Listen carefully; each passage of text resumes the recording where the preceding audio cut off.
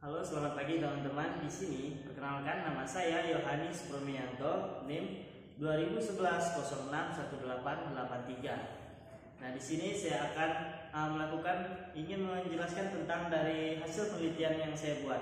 Tapi sebelum itu saya berterima kasih kepada dosen kampus saya, yaitu Ursula Dwi Oktaviani MPD, yang telah tentunya memberikan bimbingan saya terhadap sebuah proposal penelitian ini. Nah, di sini ada pengaruh dari judul saya yang ambil, yaitu pengaruh game online terhadap turunnya minat belajar yang terjadi pada anak SD 07 Sungai Layus. Mengapa saya mengambil ini? Tentunya saya mengambil ini di latar belakangnya ada tentu dari teknologi sendiri. Itu menurut para ahli dan sosiologi bahwa menyebutkan teknologi ini adalah sebuah alat yang memudahkan kita tentunya di era-era zaman sekarang ini. Karena di zaman dulu tuh ada misalnya kita mengirim surat melalui kantor pos, dan datangnya juga itu begitu lama, bisa seminggu atau mungkin 2 minggu, tergantung dari jarak yang diambil. Dan juga tidak hanya itu, pekerjaan manusia tentu sekarang tuh sudah banyak dikerjakan oleh mesin-mesin. Pokoknya dari hal-hal yang berbau teknologi. Dan juga ada berbagai macam inovasi yang dikembangkan selama abad di pertengahan langsung. Tentu teknologi pada abad pertengahan itu banyak menggunakan mesin sederhana, misalnya ada hal tuas, baut, dan juga kontrol. Hingga perangkat-perangkat itu digabungkan jadi perangkat lain yang lebih kompleks pada zaman sekarang. Dan juga kemajuan teknologi di abad ini tentunya dikatakan lebih stabil, sehingga dapat membuat cadangan makanan dan juga pada barang menjadi lebih stabil pula.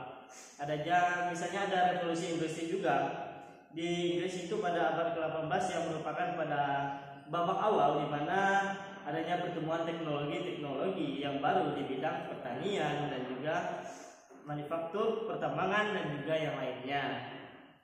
Seperti misalnya ada kereta api, ada pesawat terbang. Kemudian pada abad 20 ini tentunya ada semakin banyak penemuan-penemuan baru, misalnya ada di bidang fisika. Ditemukan misalnya fisili dari nuklir, dan juga memicu adanya pertemuan di bidang senjata dan juga tenaga nuklir. Tapi teman-teman, di samping itu ada juga teknik manufaktur yang mampu memproduksikan yang misalnya diperlukan untuk membuat atau terjaga seluruhnya teknologi. Nah, mereka juga tentu tidak lupa kalau ternyata kewajiban untuk mendukung mengembangkan generasi terbaru, hingga terdapat kewajiban untuk kita misalnya munculkan beberapa peralatan teknologi yang lebih kompleks. Tentunya di sini manusia harus lebih berperan aktif dalam mengembangkan teknologi dan juga memanfaatkan teknologi sebaik mungkin. Karena di zaman yang sudah maju ini, manusia tentu memiliki ketergantungan yang cukup besar terhadap teknologi. Karena di setiap segala usia, ini tidak usia muda, usia tua, ini sama saja, mau anak-anak atau dewasa, tentunya menggunakan teknologi di setiap aktivitasnya. Kita bisa lihat handphone itu adalah alat aktivitas yang digunakan baik anak-anak maupun orang dewasa. Nah, di era teknologi ini tentunya sudah berkembang dengan pesat, apalagi misalnya ada yang namanya game. Nah, game ini tentu banyak diminati oleh kaum muda, contohnya saya sendiri. Terlebih lagi misalnya ada juga anak-anak di bawah umur. Nah, karena perkembangan game ini kan tentunya menarik perhatian dari berbagai kalangan, contohnya anak-anaknya di bawah umur tadi dan juga saya sendiri. Nah, itu bisa menimbulkan banyak tampilan dari game itu, karena ada game bermainnya, ada juga grafisnya dari permainan tersebut. Ada juga resolusi gambar yang menarik perhatian anak-anak di bawah umur. Tentunya ada beberapa dampak, misalnya ada kayak dampak positifnya dalam bermain game. Tentunya si anak ini pergaulannya tuh lebih mudah diawasi oleh orang tua, dan juga otaknya siswa lebih aktif dari misalnya berpikir lebih rileks, agar siswa itu mudahnya dia mencepat respon, dan juga memberikan emosional siswa itu untuk meluapkan dalam bermain game, sehingga siswa itu lebih kreatif. Namun tentunya ada dampak negatifnya dari game online itu bagi para pelajar, yaitu siswa itu misalnya malas belajar gara-gara mereka sering bermain game, dan juga sering menggunakan waktu luang mereka hanya untuk bermain game. Bahkan belajar itu sering sekali dilupakan. Dan juga waktu belajar untuk membantu, misalnya bukan cuma untuk waktu belajar, tapi buat membantu orang tua juga mereka tidak sempat bermain game, karena game-game sekarang ini sudah game-game online, tidak bisa di-pause, jadi susah mereka untuk meninggalkan game tersebut. Jadi siswa itu cenderung misalnya bahkan sering bolos sekolah demi game yang kesayangan mereka.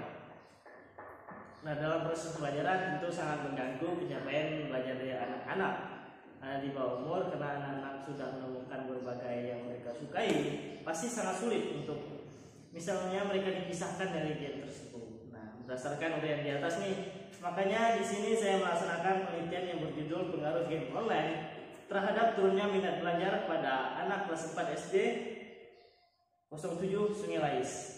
Nah, tentunya fokus penelitian yang saya ambil adalah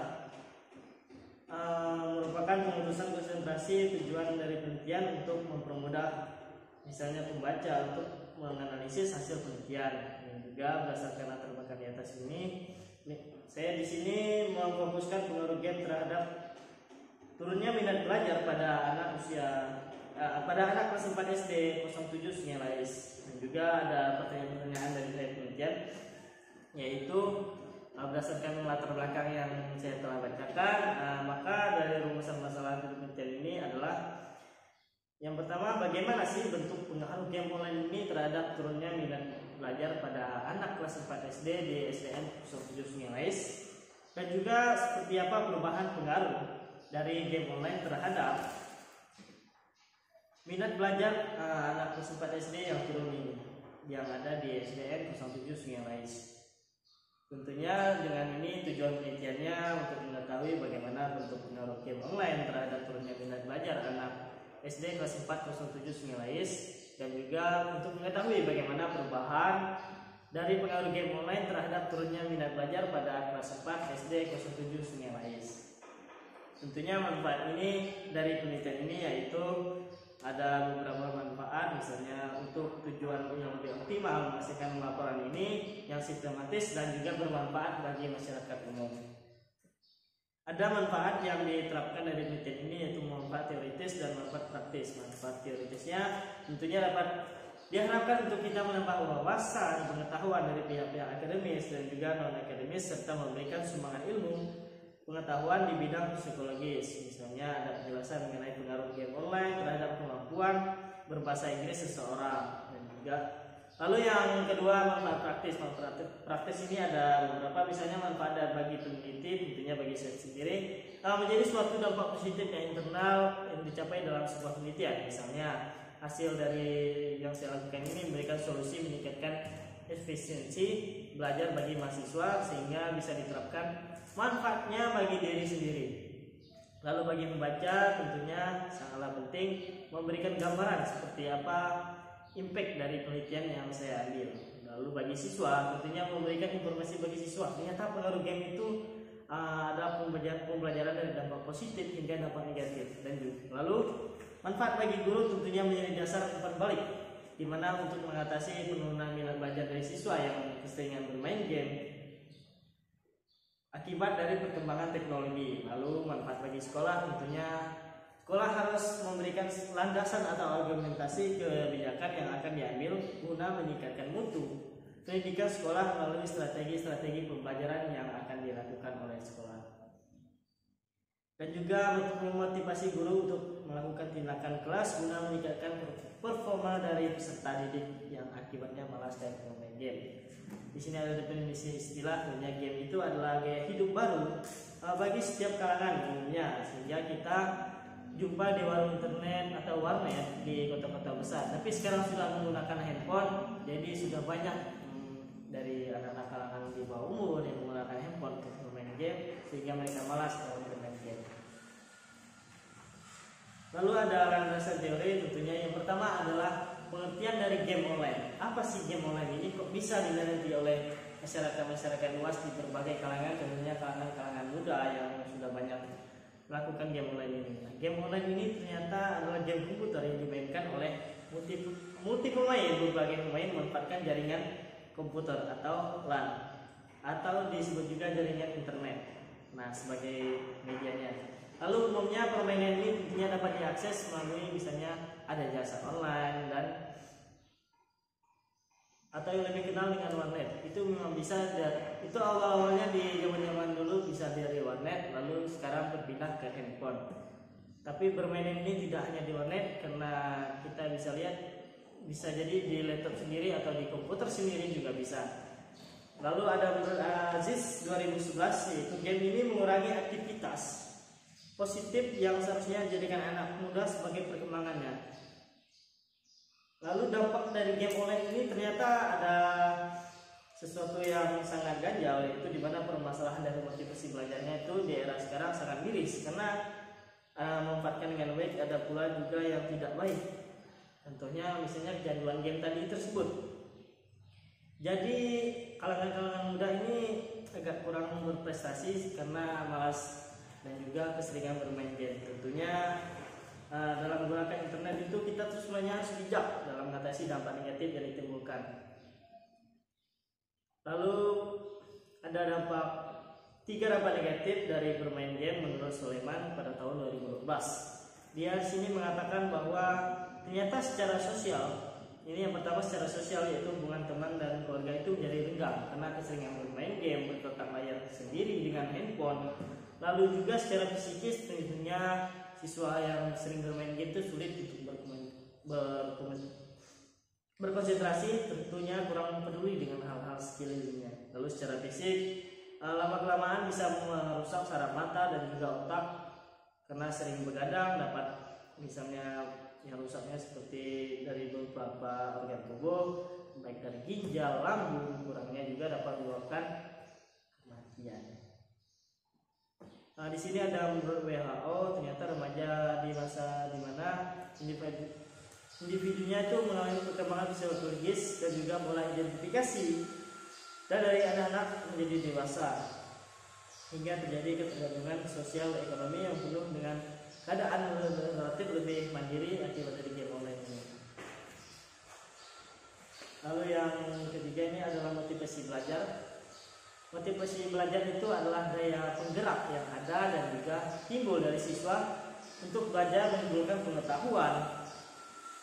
Motivasi dapat diartikan sebagai usaha seseorang misalnya menyelesaikan pekerjaan, semangat karena adanya tujuan yang ingin dia capai. Di sini ada menurut Uno pada tahun 2008, ternyata motivasi ini memiliki peran penting dalam belajar. Yang pertama, bagaimana menentukan hal-hal yang dapat dijadikan penguat belajar, terus memperjelas tujuan belajar yang hendak dicapai, lalu menentukan ragam kendali terhadap rangsangan belajar dan menentukan ketekunan dalam belajar. Hingga motivasi ini merupakan faktor yang mempengaruhi keberhasilan atau suatu yang mengembangkan kemampuan siswa di sekolah. Lalu kajian pustakanya di sini dalam penelitian ini saya ingin membuktikan adanya pengaruh game online terhadap turunnya minat belajar. Karena sebelumnya terjadi di Sekolah Dasar 07 Sungelais, Kecamatan Kelambermai ini, dikarenakan siswa tersebut mengalami perubahan motivasi belajar menurun hingga dia mati. Dari saya observasi, sehingga mereka itu sering asik bermain HP, banyak menghabiskan waktu, sehingga untuk bermain game sampai larut malam, sehingga bahkan orang tua mencari mereka. Mereka kadang biasanya di sana kan jaringannya tidak terlalu bagus, mereka biasanya memanjat pohon untuk mencari jaringan internet untuk bermain game. Di sana tuh mereka sangat menyukai game dan sering sekali bermain game di sekitar sekolah, dan banyak internet yang memberikan fasilitas game online, sehingga saya di sini melakukan penelitian ini dari awal sekolah tersebut.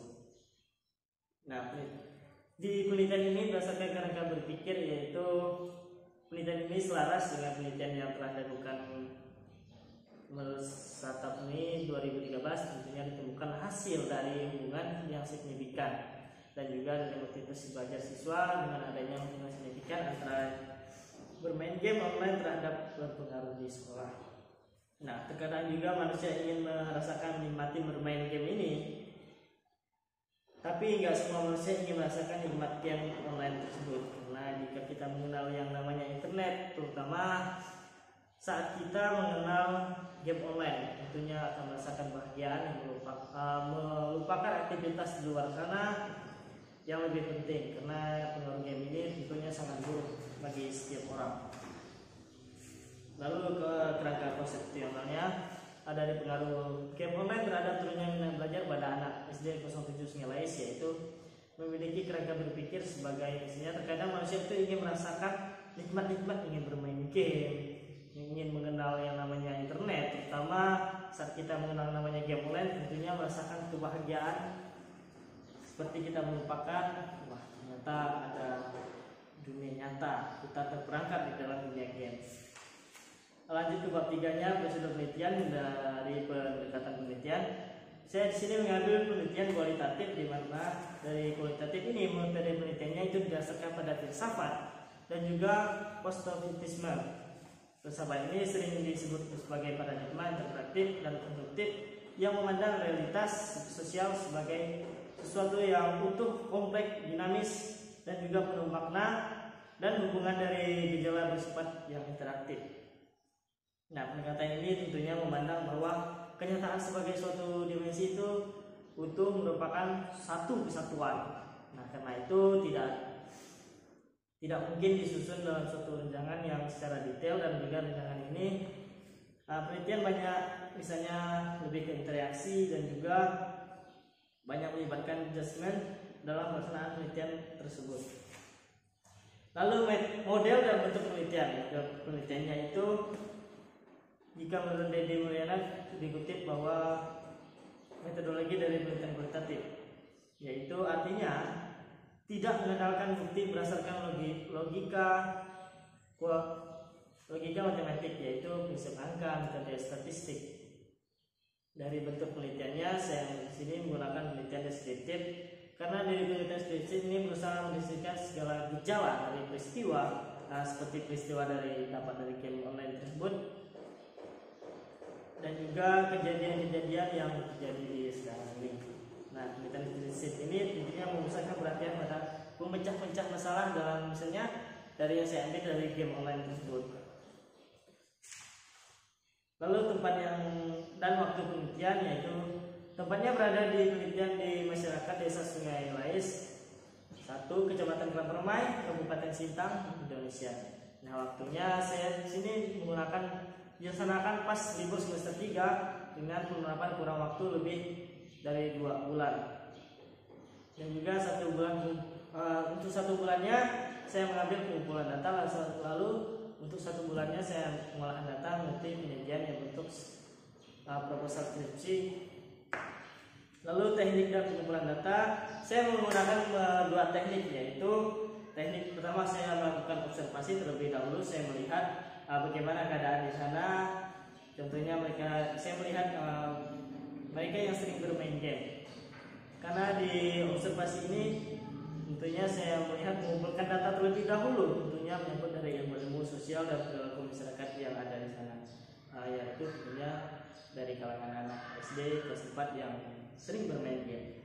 Lalu saya tentunya melakukan teknik wawancara yang mencakup mengajukan pertanyaan dan mewawancari mereka satu persatu. Dan juga memang mereka sangat asik dalam melakukan sebuah bermain game, di mana itu merupakan kesenangan mereka. Mereka sering menyebutnya sebagai mabar. Mabar itu adalah main bareng bersama teman-teman. Dan juga ada dari berdasarkan wawancara itu mengarahkan penemuan yang telah dirumuskan berdasarkan keperluan panggilan dari data dari penelitian ini.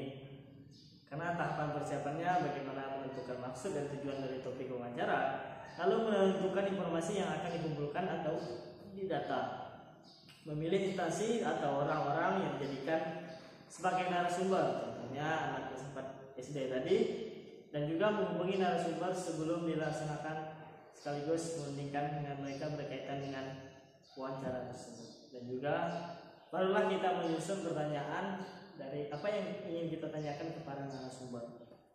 Untuk keabsahan data tentunya diperlukan tingkat kepercayaan yang berkaitan dengan beberapa jauh kebenaran dari hasil penelitian yang saya ambil.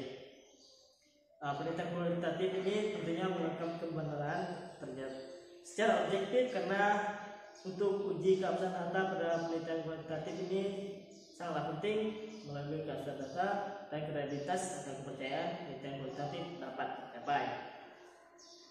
Di sini saya menggunakan regulasi untuk mendapatkan keabsahan data, karena menurut Sugiono pada tahun 2004 Trikulasi ini diartikan sebagai teknik pengumpulan data yang bersifat untuk menggabungkan diri dari berbagai teknik pengumpulan data dan juga sumber yang telah ada. Nah, teknik analisis datanya yaitu peneliti kualitatif otomatis akan melakukan pengamatan berperan seru terhadap subjek penelitian. Pengamatan untuk merujukan pada studi yang di masyarakat interaksi sosial antara penelitinya, misalnya di lingkungan penelitian itu sendiri. Nah, di sini yang pertama pengamatan untuk memungkinkan peneliti untuk melihat dan juga merasakan dan memaknai berbagai ragam peristiwa, tentunya peristiwa dampak dari penelitian yang ada di kelas 4 SD 07 Sungai Lais. Dan juga di sini memungkinkan pembentukan pengetahuan secara bersama-sama peneliti dan juga subjek penelitiannya. Dan juga di sini ada beberapa penilaian, di mana penilaian saya jumlah peroleh checklistnya dibagi dengan jumlah seluruh aspek yang diamati dikali 100%. Dengan kriteria penilaian di sini ada Ulama Ridwan Sunarto. Setelah mengetahui presentasi data menggunakan pedoman, misalnya interpretasi dan kriteria. Jika 90% sampai 100% itu sangat baik, lalu 80% sampai 89% itu baik, lalu 65% sampai 75% itu cukup, 55% sampai 64% itu kurang, lalu kurang dari 55% itu tidak baik. Sekian dari proposal penelitian yang saya dapat sampaikan. Terima kasih dan sampai jumpa.